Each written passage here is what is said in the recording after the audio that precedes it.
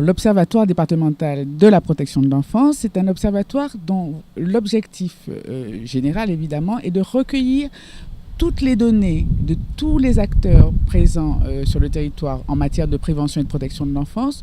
Et le but, c'est de pouvoir développer les analyses nécessaires et d'adapter toutes nos prises en charge au plus près des réalités du territoire.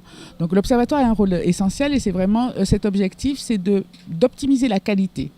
Et bien sûr le nombre, mais la qualité surtout des prises en charge, tant du Conseil général que de ses partenaires, puisque nous sommes nombreux en réalité. Le Conseil général est chef de file de la protection de l'enfance, certes, mais il ne travaille de manière très rapprochée avec les magistrats de l'enfance, avec la CAF, avec moultes associations d'utilité publique, et j'en passe. Et il était nécessaire de croiser nos analyses de façon à être véritablement, non seulement au plus proche de la réalité, mais également de cesser, en quelque sorte, quelquefois, ce qui arrive, c'est de travailler de manière parallèle.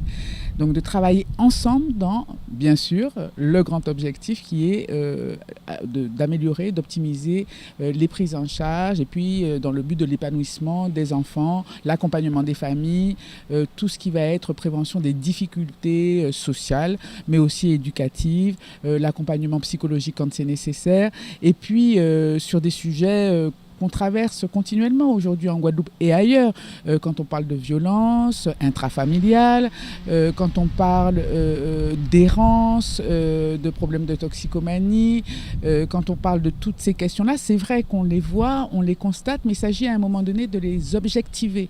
C'est-à-dire, au-delà du sentiment, des fois on parle du sentiment d'insécurité, quid de la réalité, quid du pourquoi. Et comment être véritablement efficace. Donc ça, c'est l'objectif. Donc les missions de l'Observatoire, elles se déclinent effectivement selon cet objectif. C'est d'abord le recueil des données. Au-delà du recueil des données, évidemment, c'est l'analyse de ces données. Et pourquoi des analyses? Non pas simplement pour les mettre dans des documents et les ranger dans des tiroirs, mais pour développer justement, à partir de ces analyses, quelle opérationnalité de nos réponses, comment on travaille au plus près de la population et au plus près effectivement de ses réelles préoccupations.